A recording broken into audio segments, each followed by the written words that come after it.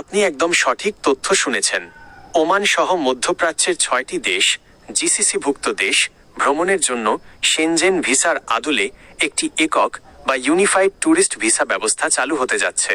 এটি পর্যটন এবং ব্যবসার ক্ষেত্রে এক বিশাল পরিবর্তন আনতে চলেছে। নিচে এই নতুন ভিসা সম্পর্কে বিস্তারিত তথ্য তুলে ধরা হলো। কোন কোন দেশ এই ভিসার আওতায় থাকবে? গালফ কোঅপারেশন কাউন্সিল জিসিসি এর সদস্যভুক্ত 6টি দেশ এই ব্যবস্থার অংশ।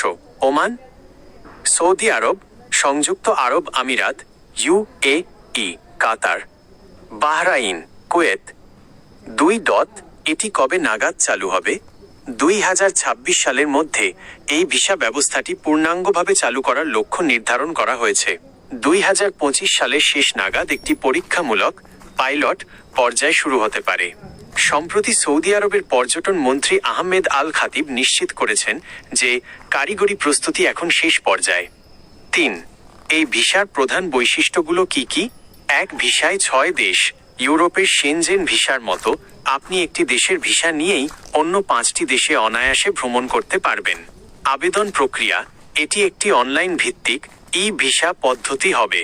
একটি ডিজিটাল প্ল্যাটফর্মের মাধ্যমেই আবেদন এবং অনুমোদন সম্পন্ন হবে। ভিসার ধরন, এটি মূলত ট্যুরিস্ট ভিসা হিসেবে কাজ করবে, অর্থাৎ এটি দিয়ে আপনি কাজ করতে পারবেন না, তবে বেড়ানো বা ব্যবসায়িক মিটিংয়ের জন্য একাধিক দেশে যাতায়াত করতে পারবেন। মেয়াদ, ধারণা করা হচ্ছে এই ভিসার মেয়াদ 30 দিন থেকে 90 দিন পর্যন্ত হতে পারে। 4. প্রবাসীদের জন্য সুবিধা।